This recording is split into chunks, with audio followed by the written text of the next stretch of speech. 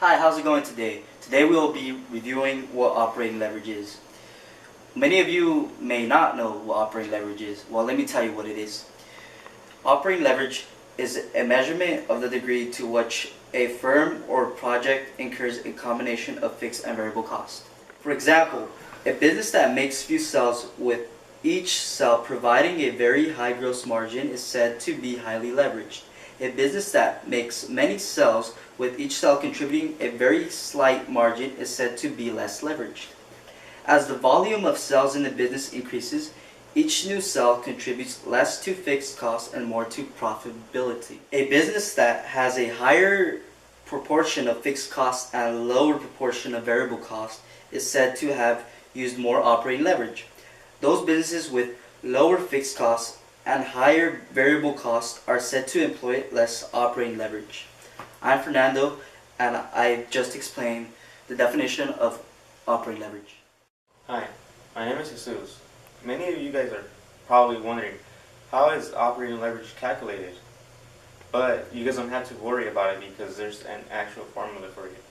And this formula is quantity times price minus variable cost divided by quantity times price minus variable cost minus fixed cost. Let's put it into an example. Let's assume company XYZ sold 1 million widgets for $12 each. It has 10 million of fixed costs such as equipment, salaries, maintenance, etc. It only costs 10 cents per unit to make each widget. Using the information and the formula above, we can calculate that the company's operating leverage is 11,900,000 divided by 1,900,000, which equals 6.26%, or in other words, 62.6%. This means that a 10% increase in revenue should yield a 62.6% increase in operating income, because 10% multiplied by 6.26 equals 62.6%. In a sense, operating leverage is a means to calculating a company's break-even point. However, it's also clear from the formula that companies with high operating leverages can essentially make more money from incremental revenues than other companies, because they don't have to increase costs proportionally to the sales that they make. In addition to that, companies with high operating leverage ratios are poised to reap more benefits from good marketing, economic pickups, and other conditions that tend to boost sales.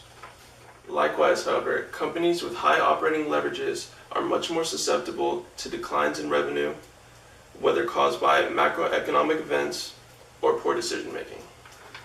It's important to note that some industries require higher fixed costs. This is why comparing operating leverages between similar companies is much more effective than comparing operating leverages from different companies. And the high-low ratio should remain within this context. The best way to explain operating leverage is with an example. So take, for example, a software maker like Microsoft. The bulk of this company's cost nests within fixed costs limited to upfront development and marketing. Whether this company sells 1 copy or 10 million, the relative costs remain the same. So once the company has sold enough copies to cover its fixed costs, every additional dollar in sales revenue drops to the bottom line. So in other words, Microsoft possesses a remarkably high operating leverage. So in contrast, a retailer like Walmart Supermarkets has relatively low operating leverage. The company has low levels of fixed cost and its variable cost is very high. Merchandise inventory represents Walmart's biggest cost. For each product sale that Walmart brings in, the company has to pay for the supply of that product. So as a result, Walmart's cost of goods sold continues to rise as the sales revenue rises. Operating leverage can tell investors a lot about the risk profile that a corporation or company carries. While high operating leverage can sometimes be beneficial, it also means that that company or corporation is very susceptible to economic downturns or potential poor decision making that would make that company crumble.